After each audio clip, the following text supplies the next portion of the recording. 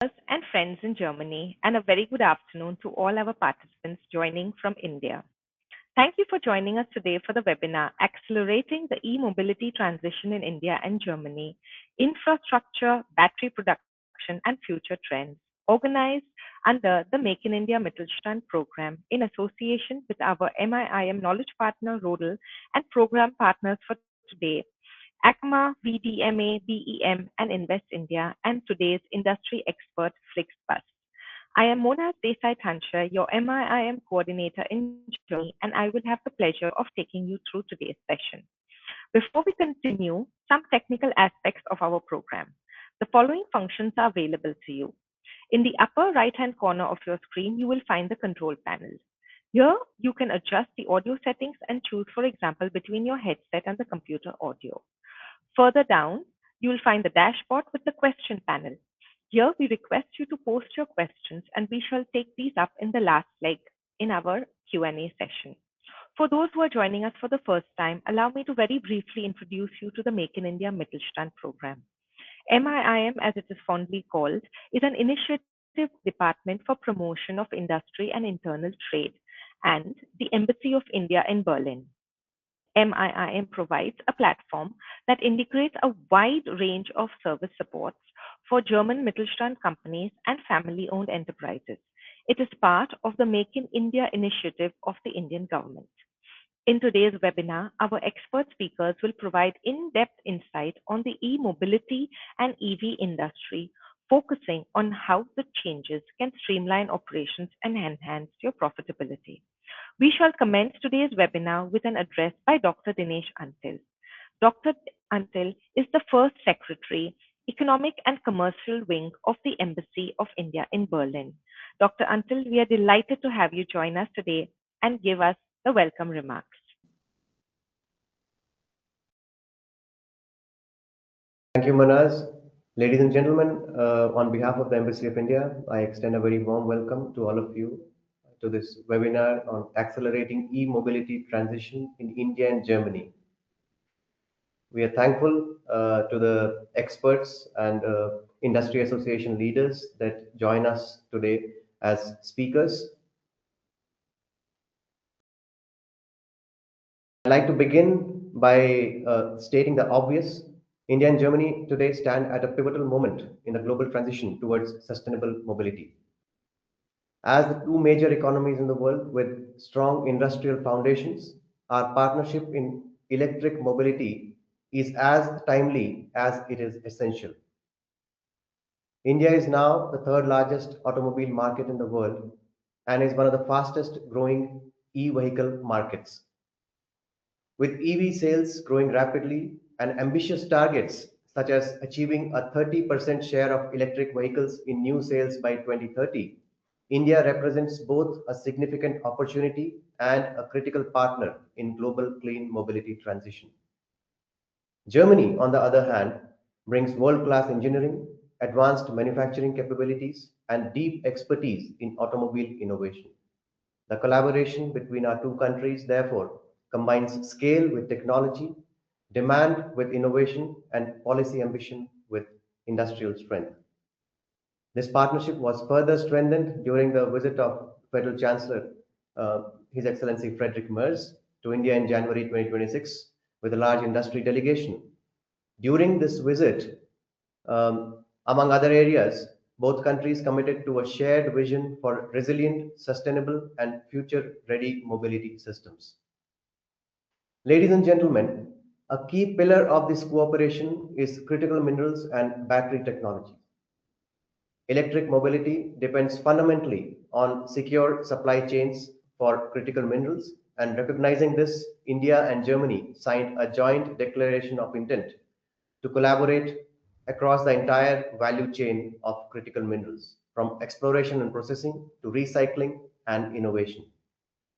In addition, a joint working group on battery energy storage solutions was launched during the Chancellor's visit, creating a dedicated platform for industry-level cooperation on standards, investments, and emerging technologies. Beyond technology, financing and implementation are equally important. Germany's commitment of 10 billion euros under the Green and Sustainable Development Partnership which was made in 2022, is going strong, and about half of this amount has already been disbursed and is being utilized across a diverse chain of green and sustainable development, and projects on green urban mobility, including electric buses and metro systems, are already afoot. India's policy framework through production linked incentives, domestic manufacturing scheme, and open investment policies offers strong opportunities for German companies to participate in and build a localized EV ecosystem. The conclusion of the negotiations of the India-EU Free Trade Agreement in January 2026 further strengthens this trajectory by enabling smoother trade flows, reducing barriers, and fostering deeper industrial integration between our two economies. Ladies and gentlemen, India-Germany partnership in e-mobility is more than a bilateral initiative. It's a model for how two countries can work together to address global challenges through shared innovation and mutual trust. I am confident that today's webinar, with leaders and eminent speakers from relevant associations such as the Indian Automotive Component Manufacturing Association, the German Engineering Industry Association, the Federal Association for E-Mobility of Germany, among others. And of course, Invest India, the organization that provides end-to-end facilitation for German companies wishing to invest in and do business in India, will be enriching for all those who are in attendance. I'd also like to conclude by saying that the Make in India Mittelstand program that's being implemented by the Embassy of India stands ready to assist German companies in realizing their business plans in India. We stand ready to advise, to support, and to facilitate. I wish you all a productive session. And now, over again to you, Munaz. Thank you. Thank you. Thank you, Dr. Antal. Thank you for throwing light on India's growing significance in this global economy, and also specifically on the potential that e-mobility sector has, and something that our guest speaker and our next speaker, Mr. Benedict Rothagen, recognizes and values. Mr. Rothagen is Project Manager International at VDMA, focusing on battery production. His work centers on international networking, strategic industry communication, and positioning European machinery and plant engineering companies in the global battery market. He will present on the European battery innovators, machinery, and equipment for battery production. Thank you, Benedict, for joining us today. And now I pass on the virtual mic to you. Thank you very much, Monas, for the invite. It's a real honor for me and for VDMA to be here this morning and to talk about battery production and the long way from the raw materials to a finished battery cell that is then used for e-mobility or other or in other applications. It's again an honor to be here, and we are very much looking forward to strengthen our commitment from the machinery association towards India and all the developments we just heard about. Again, I would like to present this morning the European battery innovators to you, and how German and European machinery and equipment can be utilized for accelerating India's battery production and the transition towards e-mobility. So let me start with introducing VDMA in general. We are the Mechanical and Plant Engineering Association for Europe. We have around 3,500 members in Germany, and about 400 of them are outside of the German-speaking regions in Europe. We are an international association. We have 9 different international offices. Again, we also have offices in India. A lot of our member companies already have production sites in India, and they would also like to come to India more and more with other projects and with new production sites. We host 32 different European and global associations with a high focus on new technology and knowledge transfer. We are also focusing on young talents and future mechanical engineers. And of course, startups and future business is one of our core values within VDMA. The mechanical and plant engineering is one of the largest industrial employers within Germany, with more than 1.1 million employees in Germany as of today.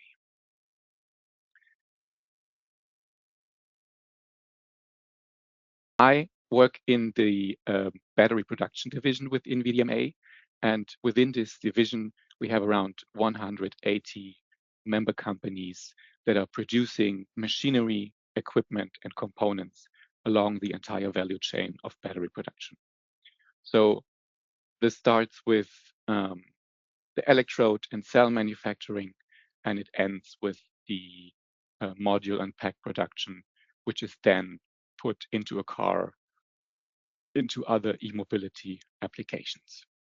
And along this value chain, you have battery components, you have software, automation, and of course, quality and testing equipment to make sure that battery production delivers high quality batteries for your application. On the QR code, and I'm also glad to put that link later on in the chat, you can find our member directory, which is sorted by the battery value chain, so you can get a better understanding of what areas of expertise and machinery our member companies are covering. So let me introduce you briefly to the production chain of a battery cell. So it starts with the raw materials, which are then pre-treated, mixed, over coating and drying and calendering. You produce an electrode, which is one part of the battery cell. The other one is the anode, which is produced within the same steps, but with different materials. Then you put those together within the steps of cell production. You're cutting, drying, packaging, contacting them, and putting them into a battery cell, which you then fill with electrolytes. Then we are at the step of formation and aging, and of course the electrochemical quality control. This graph here shows the steps very simplified. But my point is, battery production is a high complex process, and you need a lot of experts along the value chain to produce batteries. So again, I said it, 180 member companies, and all of them are experts in their specific field. So what is our look, our humble look from VDMA on India and the battery production sites we are estimating in 2030? So you have a map there, and you see that there are already projects under construction, also projects that are already running with for producing batteries for the e-mobility in India. And what we have discovered are 2 key challenges and 3 key strengths for India. So the key challenges are dependency on imported critical materials, which is also true for Europe. We in Europe, for battery production, we are also depending on importing critical raw materials. And again, it's similar to Europe. The battery manufacturing ecosystem is still in development. What are key strengths on the other side? And of course, opportunities for the growing Indian market. Well, first, it's a high potential workforce base. It's that recycling is a strategic lever, and it's again, same as in Europe. And third one is competitiveness in non-chemical battery components. So what do I mean by those three key strengths? So I prepared a little overview and how those Indian key strengths can be used and impacted and elevated with European machinery. So when we look at the high potential workforce base, if you use European machinery, you can be sure that the companies work with you together on knowledge transfer, on a stable learning curve, and that they make sure that local process ownership in India is going to happen. Second strength for India, recycling is already in the strategic plans for battery production integrated. And if you want to industrialize battery recycling, it helps to have local hubs, which in India already exist. Because then in those local hubs, if you have a recycling facility next to a chemical facility, next to a facility that is producing new battery cells with those recycled raw materials, you can really have a closed loop integration and you're getting less dependent on importing raw materials from other countries. With European machinery, there is traceability and quality control for those process steps guaranteed. And last key strength is, of course, a competitiveness in non-chemical battery components, which means that you have like the housing of the battery cell, other contacts within module and pack, and European manufacturers, the Europeans have the machinery that complements the already existing manufacturing capacities in India. And what I can say for our member companies, they are all want to make sure that there is a fast localization with an adapted product range, with modular and scalable machines for an Indian market. And of course, that is also a role from VDMA. We are developing open standards that are preventing to have a lock-in, and open standards help you to build really ecosystems from the raw materials to the finished cell, which is then used in e-mobility, and hopefully that is then recycled to become a new battery cell. We did a study together with Porsche Consulting last year, and one of the findings was that the current geopolitical changes are breaking the global battery market into competing regional blocks. From a European perspective, we have, of course, the European market, which is more into specialization, not really into e-mobility. Then we have a North American where we are pushing for localization and of course automation within the process, within the production of battery cells. We have China where, to be very honest, it's only the components we can supply. And of course we have India as a growing market where we want to be in an early engagement, where we want to deliver adapted solutions for helping building a battery ecosystem from raw materials to the finished cell.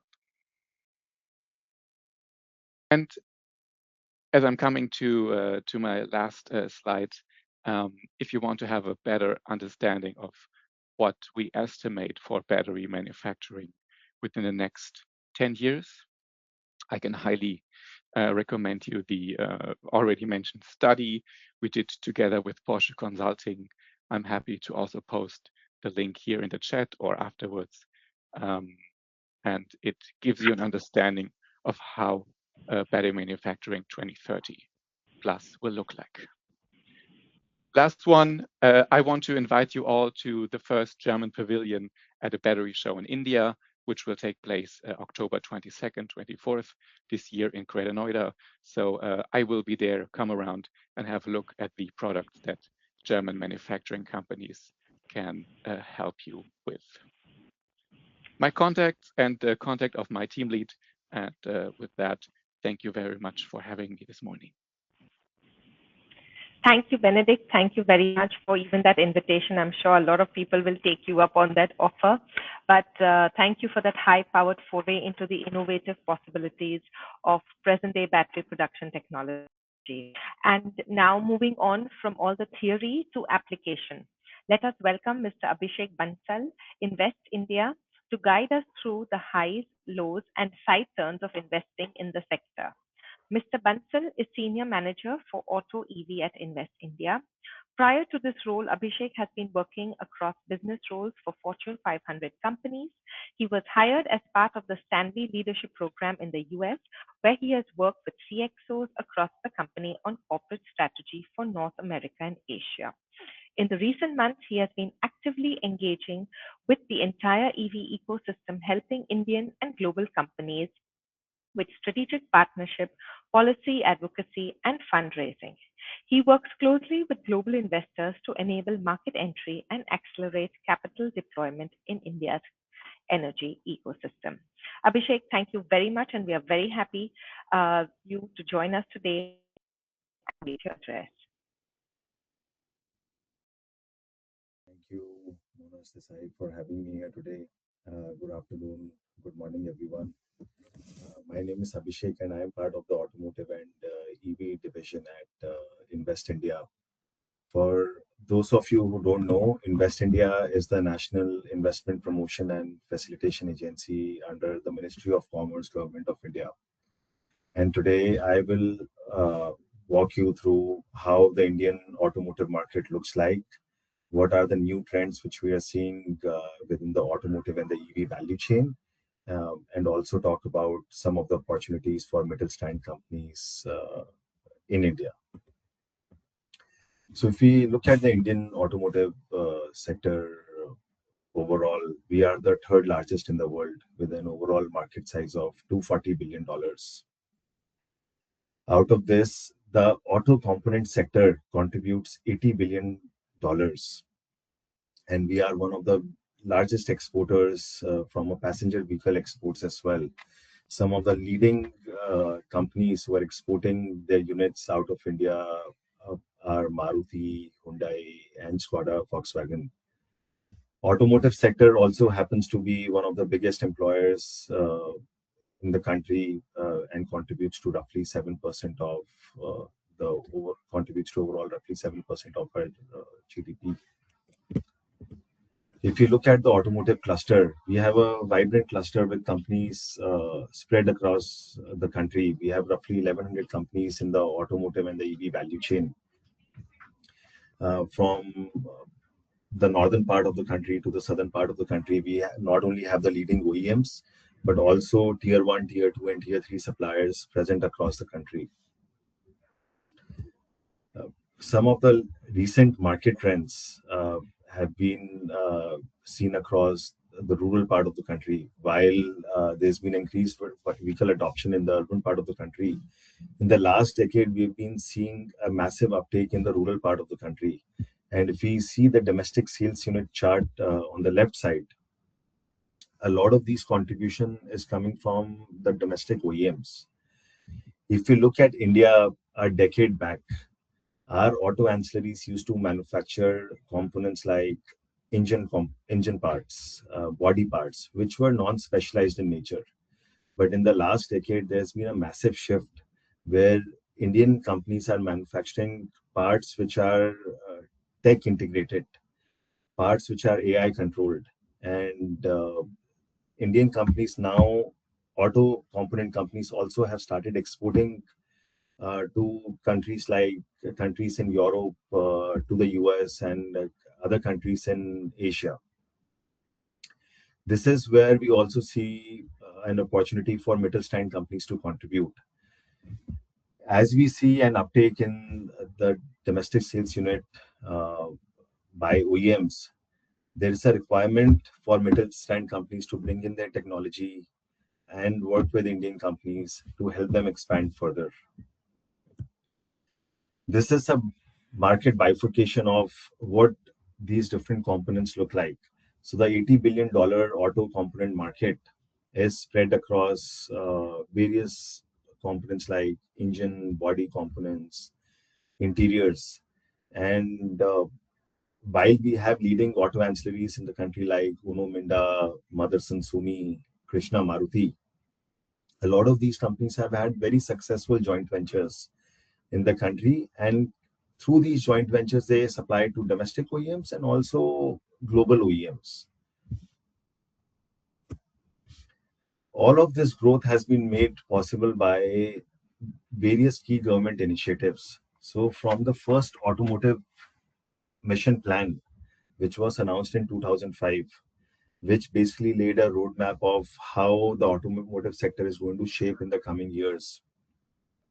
We have had very important policies announced in 2015 to further enable EV adoption in the country, which was called FAME. FAME basically offered demand driven subsidies to consumers who were looking to buy electric vehicles and supply side incentives to companies who were going to manufacture these EVs. It is a central level scheme.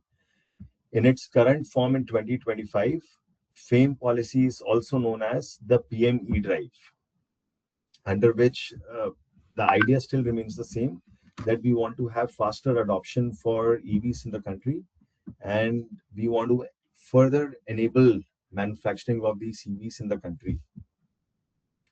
Then in 2020, we announced the production linked incentives for advanced chemistry cells, battery manufacturing, and auto components in the country. The idea for announcing these production linked incentives was to bring in technologies which are currently not being made in the country to India, and have and focus on these sunrise sectors to make global champions in India. Under the under both the production linked incentives, there were multiple companies which have been awarded, and companies which are now in the final stages of starting their production. We also have 20 plus states with their EV policies. And lastly, we have SPMEPCI, which basically is a scheme to promote manufacturing of electric passenger vehicles in the country. And the scheme is still open for companies to apply and avail these incentives. While this is a broad overview, India is a diverse country which not only offers federal incentives, but also state level incentives, which are again customized. So, as a company, if you have investment plans and you want to come to the country, while these incentives may be an indicative list, basis your requirements and investment, we could offer tailor made incentives to you. And we also have a success story to put this into context. So while you have heard of the leading German companies like Mercedes, BMW, ZF, we wanted to bring in a success story, to bring in a diverse flavor as well. So Denso has been a recent case we were working with. Denso is one of the largest auto ancillaries based out of Japan, and they already had a couple of plants in India. So we connected with them in March 24, and eventually, through multiple stakeholder interactions, we discussed how their investment looks like, which products they're going to manufacture, and what are things Denso is looking for to bring this investment to the country. So through multiple stakeholder interactions, ministry interactions, and site visits, we were not only able to offer them land, but also were able to give them a customized incentive package. So through the course of these last 2 years, now Denso will commence its operations in December this year. So with this, we come to the end of our presentation, but the idea is that India is a growing market and our auto sector is growing at an unprecedented rate. And we are also seeing new technologies coming up within the OEM space and the auto and ancillary space. So if you think you have products which can contribute to the Indian economy, which can make our processes more efficient, we would be happy to talk and help you understand in terms of how you can help and enter the Indian market. Thank you. Thank you, Abhishek, for that thorough and extensive breakdown of various options and possibilities on various e-mobility engagement programs that India has to offer. Now, with engagements require effective implementation. To help us in this area is our next speaker, who also happens to be a pioneer. It is my pleasure to introduce my esteemed colleague, Mr. Deepak Giri. Mr. Giri is a senior associate at Rodal, bringing nearly 10 years of cross-border advisory experience spanning India and Europe. His recent work has focused on market entry, strategic partnerships, M&A, and investment structuring in the context of India's automotive and e-mobility sector. The perspective he brings today is drawn from active client mandates, not theory. We are very happy to have him join us today. He will speak on the topic beyond charging, the next bottlenecks in scaling e-mobility in India and the mitigants. Without no further ado, I present you Deepak Giri.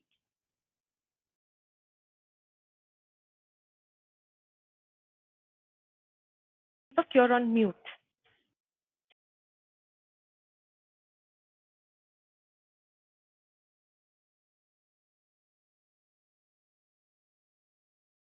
Am I audible now? Yes, yes. Thank you. Yeah. Thank you, Monaz, for the introduction, and thank you, um, speakers, for setting up the context. Um, Here, I'm going to add Rodal's perspective, and I'm going to share less about the market opportunity. I think my colleagues have shared already, but I'm going to share more about what exactly are some of the bottlenecks when we look under the hood. If there are structural gaps, what are those? So whenever uh, EV and the implementation and the scaling comes into mind, we always think of one major bottleneck, which is the charging infrastructure. But here we are going to talk a little bit more about what beyond charging infrastructure. So what we have so far established, and Abhishek already gave a very detailed presentation, is that India is no longer looking at EV as a sector to scale. Obviously, the scaling is a part of an ongoing process. However, we have seen in the last couple of years that EV adoption is a reality in India.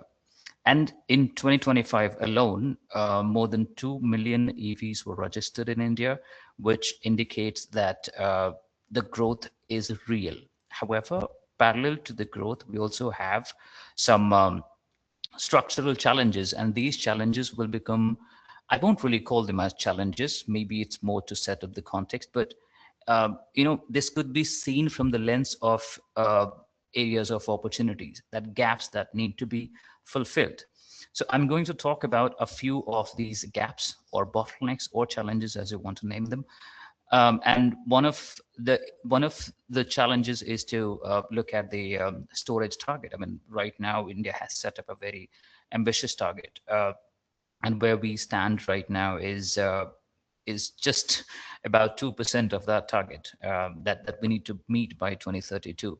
So once again, there's a lot of gap that we need to cover. Um, another another major bottleneck right now we have, and India has been working a lot on, is the import dependency. We import about 75% of our requirements for lithium ion batteries from China alone. Uh, so while these are some of the numbers that you need to keep in mind just to move ahead, I would like to point out that there are other bottlenecks, such as supply chain, financing, grid, and so on and so forth, which I will cover in detail briefly. Right. So here I have listed five challenges, and once again, these challenges are not to overwhelm you, but just to showcase that there are areas which can be looked upon, and which can be explored further. So there could be some low-hanging fruit in certain areas which can be improved and implemented with structural investments or interventions in about 1 to 2 years, and which is why I'm calling them low-hanging fruit. But there are others which will take time. So once again, you can bifurcate them into how much time further certain activities and initiatives will take, and then there are interventions which will continue to happen as we progress in scaling up this EV overall ecosystem in India. First bottleneck that I want to speak about is battery ecosystem and supply chain. And I briefly touched upon the import dependency. So India imports 75% from China, but if you add other countries such as Japan, Korea, um, the import dependency is almost 100%, which means that we are exposed to geopolitical risks and price volatility. We have already seen the evidence last year when policy interventions initiatives by China forced Indian companies to cut down production of certain vehicles. However, with that in mind, India has been taking initiatives already. As the ecosystem is not mature, we are importing lithium ion cells, we are importing raw materials, but parallelly, we are focusing on PLI scheme as well in order to make sure that the domestic production um, takes shape. And it has started to, because the allocation has happened. A lot of factories have begun to come up. So that will take time. However, self-sufficiency will take longer time for us to achieve, but that is a good news here. Secondly, we have also identified lithium reserved. Once again, more polishing and refining it. Once these infrastructure is put into place, it will enhance our self-reliance. So these are some of the gaps where we need to where you can come in to take advantage of. And how do we mitigate is, these are just indicative, not exactly exhaustive, but there are mineral agreements put in place which this JV is using in order to negotiate and secure assets from different countries such as Australia or Argentina, and so on and so forth. PLI scale up is another area that is actively the government as well as the industry is focusing on. So a lot of opportunities exist there. If you are a company that is looking at India to manufacture, definitely, and definitely this is an area which can be used to enable your swift entry as well as support through these incentives, once again, through central government as well as state governments and so on and so forth. And then technology partnerships have also started to come up in the last 2-3 years, but a lot need to happen there. I'll move on to grid readiness. At the moment, I would say that the current grid is not sufficient. And why? Because initially, when the distribution infrastructure was built, it was built to make sure that the residential loads are covered well, but it was not really built to cover the ultra fast charging network or fast charging network. So when multiple chargers are used in order to charge vehicles, then there's a load, definitely, and that puts additional pressure on the distribution infrastructure.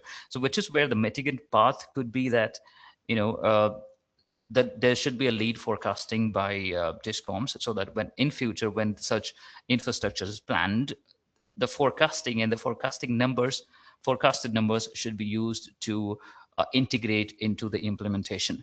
Um, Furthermore, our EV to charger ratio remains considerably low, and this problem gets worsened when you consider the overall distribution of such charging infrastructure. Large urban centers tend to have more as opposed to rural India or tier 3 or tier 4 cities. So a lot is happening in this domain as well in the country. And some of our mitigants, some of our recommendations could be that we could co-locate solar and battery storage system in order to make sure that the charging is more reliable and more predictable. Third bottleneck is financing. uh, as we have seen that it requires higher capex for chargers and grid upgrades and so on and so forth. Furthermore, EV assets have approximately 7 to 10 years of payback horizon, right? So it is not encouraging at the moment, the overall scenario, the part of financing, and which is where viability gap funding has worked well in India. We have seen examples of Maharashtra and Rajasthan giving subsidies to tenders, which has helped in reduction of overall tariff by 40 to 50%. My recommendation and our recommendation here, and rather the path could be that we could focus on blended finance to attract more international funding. There should be bankable PPAs in order to make sure that we have a framework for negotiation rather than waiting for it to happen. And of course, cross-border investments with Germany or other European countries should be more channelized in order to make sure that the financing part is taken care of. So the bottom line is that if we can mobilize affordable capital, more announced capacity will be built, which is not at the moment because of course, the unpredictability and higher cost of capital to begin with. Next is life cycle and execution. Right now, we do not have a very mature second life battery market in India. We are we are adding tens and thousands of EV batteries every month. And the usual life cycle of those batteries are 5 to 7 years, 8 years. However, after 8 years, we do not really have a clarity on whether that needs to be classified into product or waste. Furthermore, once again, we do not have a very clear framework, or let's say use policy or use cases where these can be used across storage or telecom for more commercially viable alternatives.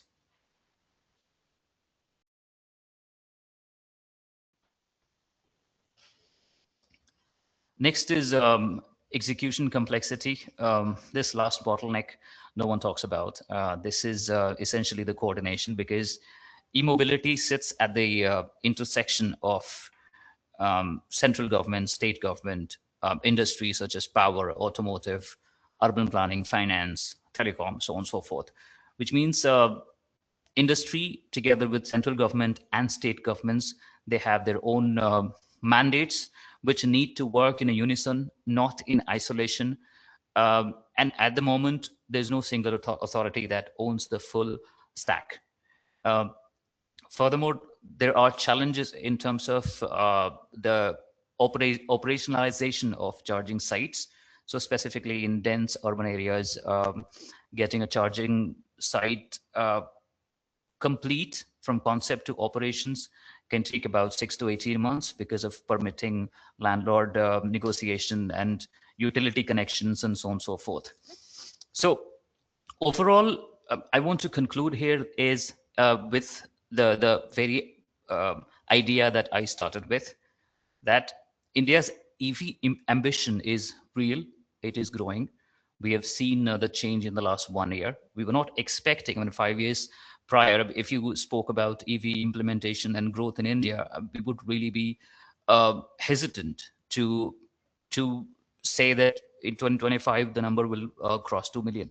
Similarly, the infrastructure also, right? We are talking about underwhelming charging infrastructure in India. Once again, I think in 5 years you will have another story to tell. That's my projection. But overall, there are a lot of opportunities. The momentum is undeniable. However, there are bottlenecks. Once again, there are gaps, there are opportunities.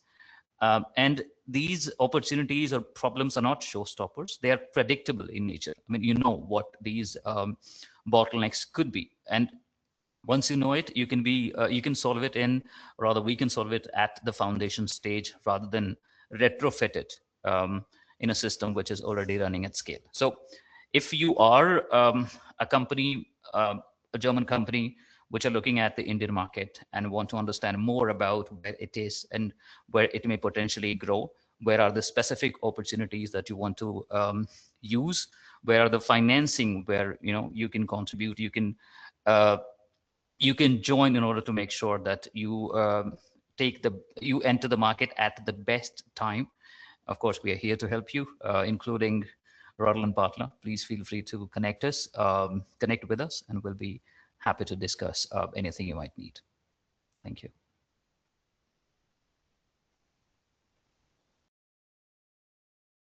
Thank you very much, Deepak.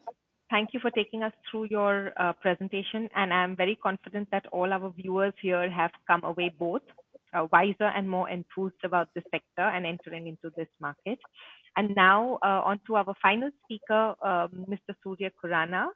Mr. Khurana is the Managing Director at FlixBus India, and he's in charge of leading the global mobility platform. He's an experienced global leader with Indian roots who has scaled up businesses and teams in different regions and verticals within the mobility space.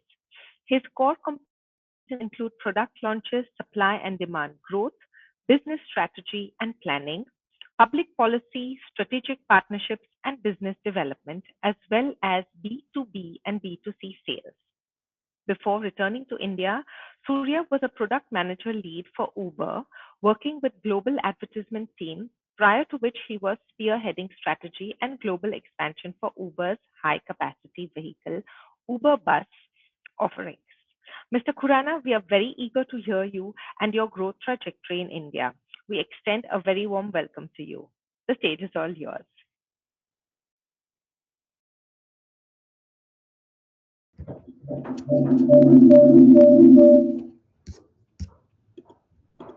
Speaker on you as well. Yeah, lovely. Are you able to hear me? Yes, we can hear you. You have turn on your speaker. Your speaker on. Yeah, folks, can you hear me? Yes. Lovely. Thank you. Good afternoon, everyone. I'm Surya. I'm the Managing Director for Flix in India. Thank you so much, Monas, for the flattering introduction that you've already put. FlixBus generally needs no introduction, especially to this audience. It's pretty much a household name in Germany and one of the most successful startups to come from the country. It's the familiar name behind the bright green buses that you see on the streets, and now a lot more in India as well. We've now been active in India for a little over 2 years and are growing at a super brisk pace in the market. We're glad to share that we're already projecting that India will be one of the largest markets for FlixBus by passenger volume by the year 2030 already. This is important because this sector in general provides a very good yardstick to measure the growth of the economy and acts as a very strong benchmark to show the current and future potential. While a lot of the fleets in this space are currently running on ICE, the good thing is that there is a lot of potential that we see in battery electric as well. BEV has quickly become front and center in this space. And when we look at our global portfolio, we see that India is one of the front runners in scaling this technology, especially when it comes to long distance intercity coaches. And a lot of this growth right now, as some of the speakers already spoke about, because of some of the shortcomings in either grid, battery technology, or access to different resources, is restricted to the public intercity and public intracity space, with the governments taking the front role in making sure that this adoption comes through But we're also seeing that there is a lot of the adoption which is starting to come in long distance private intercity coaches as well, where not just a lot of other players, but Flix has a very, very strong role to play. We already have some of our fleet which runs on battery electric, and I'll talk more about it. In this and in the next few slides, I'm going to give the perspective for a little bit about ourselves and also the experience of a German company of launching and scaling operations in India. And hopefully that's something that everyone can take help from. So this is about Flix at a glance. We're a global travel tech company. We're present in now close to 45 markets. We're also behind the marquee brands like Greyhound in the US, as well as Camel Coach in Turkey. In the past couple of years, we've expanded our presence to the rest of the world cluster, as we call it. This includes markets like India in Asia. And then when you look at Latin America, we have Brazil, Chile, and soon Peru as well. In the last few months, we've also expanded to Australia and adding another country into our APAC portfolio, and then Mexico, which becomes our star market for Central America. When you look at the numbers, the 45 countries, close to 9,000 destinations that we run. Let me go back to the previous one, the one before. Yeah, there's numbers on India. Yeah, we have more than a couple of dozen offices globally, a large number of Flix employees.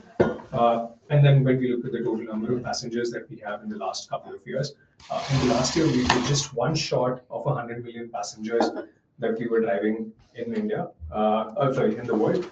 And hopefully this year we cross that number and then we see this growth going forward as well. There are close to 5,000 Flix buses in the road right now. A big number of this is already coming from India, and as I shared before, a lot more are going to come. We have battery electric vehicles which are running in over 5 markets right now, some in a pilot state and some in a more matured state, like which we have in India already, and we'll talk more about that going forward. Like I said before, we run 3 different brands, FlixBus, Camel Coach, and Greyhound. And then we also have a train business. This is predominantly in Germany and Sweden. We've pulled back from some of the business in Sweden already, but in Germany we offer trains in a lot of the market, and soon we are doubling down on our supply there and adding more rolling stock in the coming years to soon become one of the largest train providers in Germany as well. Looking at India, India is the second largest bus market in the world, and when we look at passenger volume and when we look at the addressable market that we have, it is the largest market for Flix. These are just a few stats that we've put over here to give you an idea of how big this market is. And because a lot of the transformation which is happening right now and in the future is going towards moving from ICE to battery electric, a lot of the growth which is going to come in the sector is going to come in that part. So for people who are either looking at manufacturing or recycling of batteries, or who are looking to work in the supply chain or in grid or in electrifying even vehicles or doing after sales services, this gives you a quick snapshot of how big the market is. There's over 200 million travelers who use intercity buses every year. To give you a comparison, this is equivalent to the population of Brazil, one of the most populated countries in the world. There's close to 500,000 people who travel every day with intercity buses. Buses actually do 2/3 of travel in India, this is comparison to railways as well as aviation, which means that buses are the backbone of travel over here. You see that we have more than 40,000 private intercity buses that run daily. More than 6,500 private operators that run these buses. We recently saw that this number has actually crossed to 7,000 plus, with Redbus booking with over 7,000 operators in the last month alone. And then we have close to 2 million buses which are registered right now, and we expect this to grow up to 3.3 million in the coming years, with more than 30% of this fleet actually comprising of e-buses. And this is not just a stat, this is actually a change that we're already seeing. If you look at the numbers in the past, and some of the esteemed speakers also spoke about some of the actions that some states are taking, including doing subsidies, production-linked incentives, and even viability gap funding. All of these are small steps which are making sure that this transformation of the fleet from EV to battery electric becomes much easier and more seamless for everyone who's a part of this ecosystem.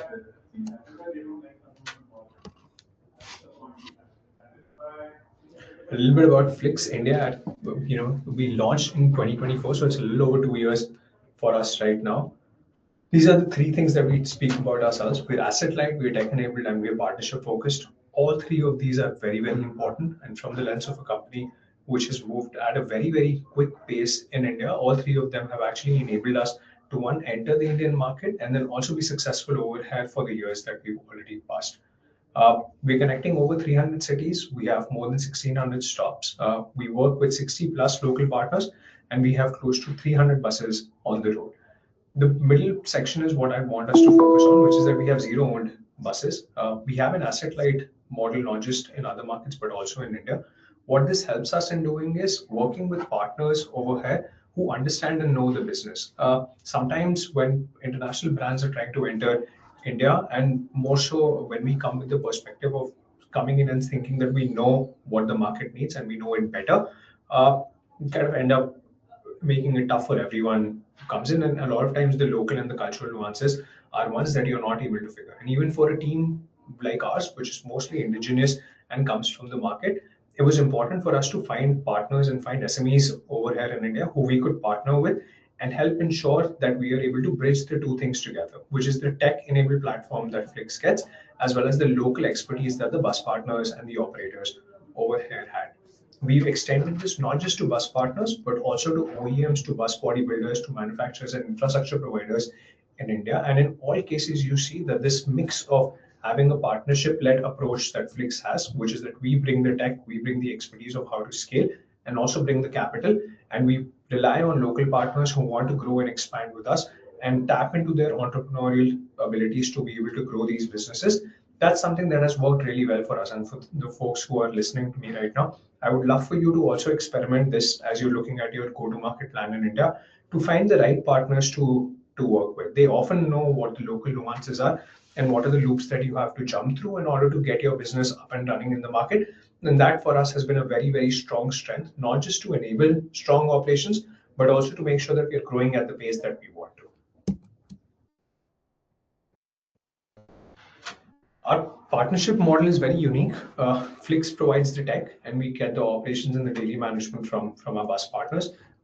When it comes to tech, we provide network planning, we provide marketing and web product, we have sales and shop setup. We have a pricing and yield team which understands the dynamism of the market and is able to price the right seat at the right time to be able to increase the load of the bus, thus not only making for better revenue for the bus partners, but also ensure that we are able to put more butts in lesser seats and actually move towards our sustainability and decongestion vision. The operational excellence and also the brand and PR comes from Flix. So every bus that we have, even though we don't own it, it comes in the same familiar bright green Flix color, which you can see from a distance, and the look and feel continues to be consistent across the board. What's important is what our bus partners get for us. Our bus partners not only own the asset, but they're the ones who are sourcing and maintaining the vehicles. They're the ones who are managing the drivers. The compliance, quality, and safety standards, which are set by Flix and follow a global standard, are being given to the bus partner, and the bus partner and their operators manage them end to end. They do the onboard customer service with us, though we have a 24/7 customer support as well as a traffic control team that continuously monitors them. And in any case of any altercation or any ticket, these teams come on board. But the host and the driver on board provided by the bus partner, trained by Flix, are the first point of contact for most passengers who are taking our buses. Not only this, they're able to do fleet management. Flix provides the tech, but they're the ones who are managing, operating, and doing the upkeep of the fleet. The beauty of this partnership is that it's a win-win. The way that this works is that we have aligned incentives between ourselves and the partners. These are the three structural pillars of what we do. We scale through partnerships. Local SMEs bring the fleets, the permits, and the on-ground expertise. We make sure that the incentives on both of the sides are aligned. Flix's incentive means that we want to be able to grow the we want to be able to grow the market. We want to be able to expand to the network, the routes and the timetables that we want. A lot of times, this is a compromise that we make along with the bus partners. In some cases, we also help expand the bus partners into newer geographies where their operational density might not be the same as it was as we would expect them to have, but they slowly ramp up alongside with support from Flix. And also, we have a very, very high flexibility for transition. Our asset light model enables us to grow very, very quickly. This also helps ensure that we're able to make and repurpose the fleet at different points of time. we are able to pick and then act on demand data from the market very quickly. And just to give you an example of this, last year, February saw MIIM. It was a once in a lifetime event, which occurred after 144 years. We had millions and millions of pilgrims who were traveling to a specific place in Uttar Pradesh, and the current ecosystem and the current infrastructure was not enough to actually make up for the demand that was rising. Flix picked up on the signal really, really quickly. And by virtue of having a nationwide network, but also a flexible model, we were able to move the operators and some of the buses from the network that we had in different areas to actually serve the marketplace demand that that specific area needed at that time. Some observations from building the intercity bus network in India, and I think all 5 of these are really, really strong best case practices. We have a lot more, but then we thought that we'll summarize this into these 5. Local partnerships are foundational. It's important to find strong partners who know and understand the market and to be able to have complementary skill sets with them. And this match is going to help define your go-to-market and also your scale-up plans from there on. The digital traveler in India is already here. India, from my experience at least of having seen other markets as well as India, because of the availability of tech talent over here, the demand of the Indian consumer of what an app or a website needs to deliver is much higher. So the ask on real-time information, live tracking, consistent communication, consistent service, being able to have an app or enablement which is more localized to the market, even incorporating some cultural nuances, for example, having gender seating, where in India we have a setup where if a single female traveler is traveling, she can choose to book a seat next to a female single traveler only. And if you're not able to fill that seat goes empty. These are all the things which, when we came to India, we started to localize and do a lot more of. And this is not something that we're doing which is out of the ordinary. This is the base case expectation of the market. And that's one thing that we, like companies which are trying to enter into India, should take note that the digital traveler is here and the ask for technology and the bar for technology is much higher. Then comes the EV transition. We honestly believe that EV transition is a shared endeavor. It's not one single company, and as the folks before me were also talking about, there are different players across the board. You have your energy providers, you have the infrastructure providers, you have the grid, you have the discom, you have the charge point operators, you have the battery pack providers, then the assemblers, you have people who make the drivetrain in our case, and then people who also then make the final buses, and then operators like us and aggregators like us that manage and run the operation.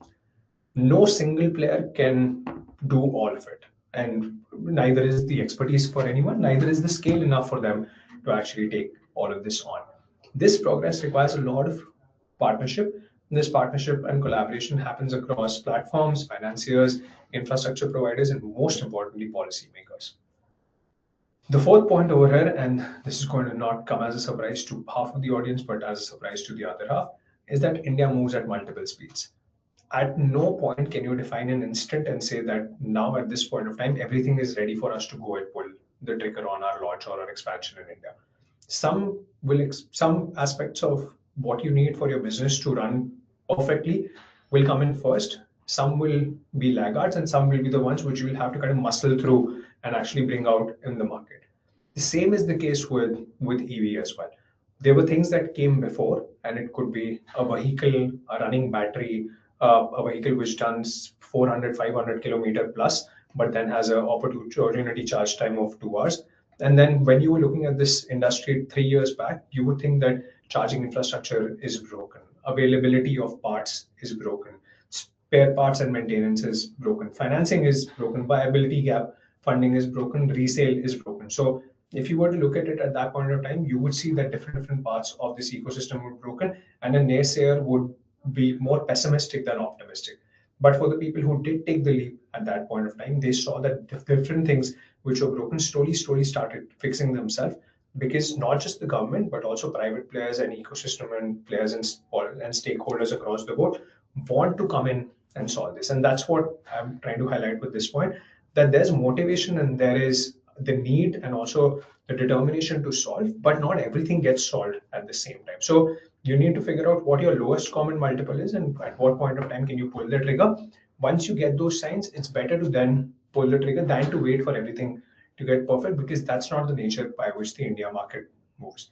Then also the opportunity is still at a very early stage. Like I said before, it's less than, I think, 2 or 3% of the fleet, which is right now electric. Close to 30% of it needs to be electric in the next decade or so. That's a huge opportunity, and a lot of new purchasing for battery electric in the next couple of years is going to be for buses is going to be more battery electric focused. Also, the geopolitical tensions and the oil price risk makes it even more topical for more people to consider this more seriously. So I'm expecting that over the next couple of months, there is going to be a stronger move towards this. When we look at one of the partnerships that we've done, and I'm going to go through this very quickly. This is a case study of what we did with Vertello. Vertello is a company by the Macquarie Group based out of the US. The approach that we had was that we saw that financing and viability gap funding was something which was a problem in the market, and a lot of financiers were not giving money for battery electric for private operators without having long-term contracts. What Flix's role came about in this partnership is to give the financier the support that if there is a demand shock in the market, or if there is a long-term longevity question of where these buses will go, Flix can come in and say that we are going to run these buses. This is the demand shock that we'll be able to absorb, and this is the minimum guarantee we can continue to provide to the bus partner so that they'll be able to pay the EMIs that they need to pay to you. The bus partner gets the confidence that they can continue to work with Flix on the base of the contract that we have. The financier gets the confidence that the bus partner will get paid, and Flix gets a win-win from both sides as well, where the financier does a lot of the background check on the financial viability of the operator, and also then picks the right person that they know that their money is not going to go for a toss. At the same time, we are able to enable a better rate for our bus partners to then procure these buses, and our total cost of operations goes down. Partnerships like this, designed in a very strategic but also a very customized manner, provide for a perfect case study to understand how is it that different parts of the ecosystem can come together, and the deployment of intercity buses in a market like India can be streamlined. I'm going to end with what are the complementary capabilities that we have, and how this is something which is grounded in our way of collaboration. And this is where complementary skill sets between the Indo-German partnership also comes through. There's electric vehicle manufacturing and components. This is something that while India does really well, Germany has deep expertise in powertrain engineering, vehicle manufacturing, and component supply. Our intercity bus fleet renewal represents a very long-term opportunity for partners who are willing to engage early and to adapt to these local requirements.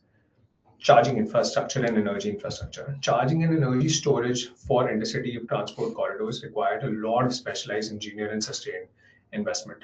When I was in Stuttgart a couple of years back, I was on a battery tech conference, and there a lot of work which was happening on battery storage, battery replacement, and then being able to store energy which was coming from renewable sources to then be used for battery charging.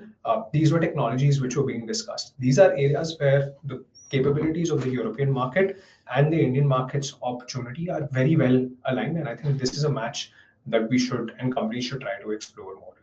There's mobility financing, structured financing for fleet transition. This still continues to be a hot topic. Obviously, there are players like Flix that can come in and kind of provide the support to operators to help push, but we still need more of this to come to be able to enable a little bit of supercharging of this. And then there's technology and systems, and this is one of the areas where Flix as an operator does a great job, because we're able to bring the technology which is required for fleet management, operations, and also for passenger experience. And that's about it. I'm gonna stop now. There's a couple of minutes which are left in the call. And this is a little bit about the road ahead, but that brings me to the end of my section. Thank you. Thank you so much, Surya. I want to tell you that all of us here in Germany are going to, every time look at a Flix bus, we are going to think of you and this presentation. But also thank you for sharing your expertise and all the good work that you and the team are doing in FlixBus India. Additionally, we want to thank you and FlixBus for partnering with us in today's webinar. I hope this is not the last time. I'm grateful and hope to continue to benefit from your much valued presence going forward. And without further delay, ladies and gentlemen, I'm just going to dive into the question answer round. We've got a series of questions. So Benedict, if we may have you, Surya, you can have a breather for the moment. Benedict, if we can have you, this first question is for you. With increasing, yes, with increasing focus on battery production and EV components, how is the expected level of automation evolving in India compared to Germany? Are we moving towards highly automated lines or still hybrid manual models due to cost sensitivity? Well, as I'm an expert more in battery production, what I can say is that for battery production, we expect a very high level of automation in some areas along the value chain, and in other ones we might still have like labor work um, for tasks that are more fragile and where the cells could be destroyed or could be damaged in some point, but we at least expect an automation grade of around 80%. And I was yesterday at a different event talking more about battery recycling, and there also we see the tendency to more and more use automation and robotics to help recycle battery cells and so on.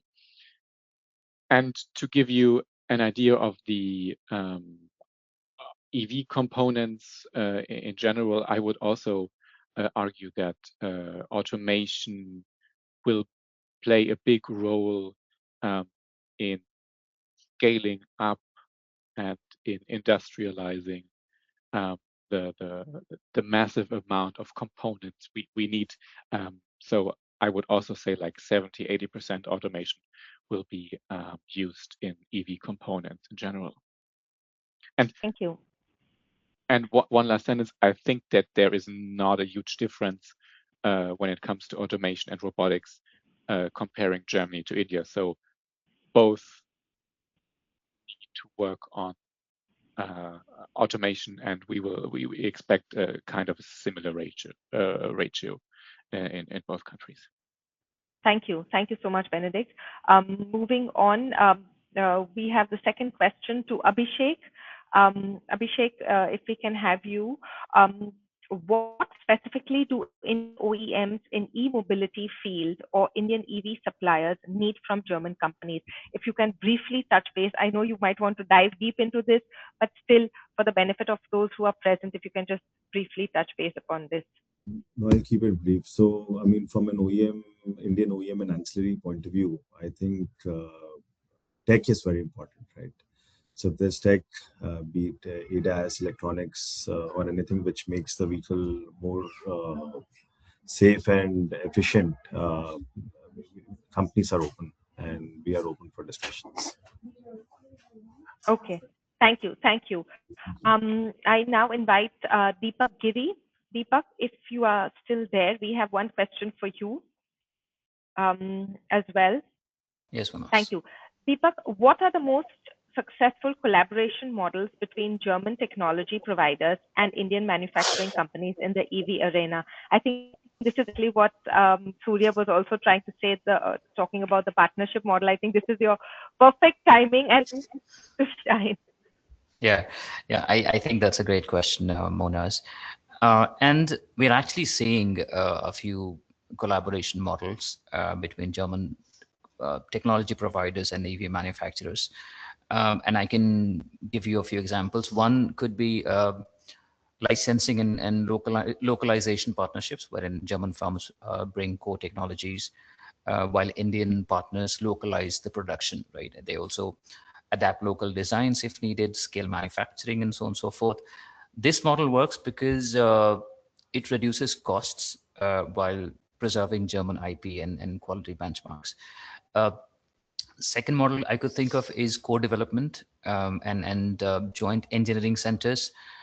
Several German firms have set up their joint R&D with Indian OEMs, and these teams co-design products. For instance, Mahindra, they co-design products for India's climate, road conditions, cost structures, kind of consumers India has, which is very distinct from those in Germany, so on and so forth.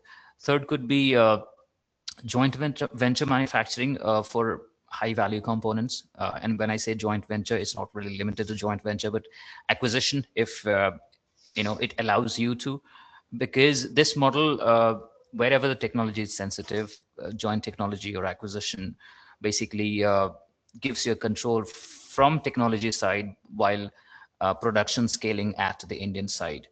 And then there are other collaborations as well, ecosystem partnership, skill development, and so on and so forth. And I think this is where a local consulting firms such as Rodel can be critical in stitching it together for you if you're looking at different models and exploring different models for your entry or expansion in India. Thank you so much, Deepak. Also, echoing to what Surya said, and it's wonderful to hear that there is a lot of scope in this field. Benedict, if we may have you again, there is a question for you. What are the biggest challenges in scaling local battery production in India compared to Germany? I think again this is echoing on what Deepak just said on localization. So the ball is again in your court. Yes, I can just mirror what Deepak said, but to make it sharp, I think we have to work on 3 areas. First is the industrial policy. Second is, of course, securing the supply chain, and then the workforce and safe skills within India to be able to have a localized production and not getting a black box by others.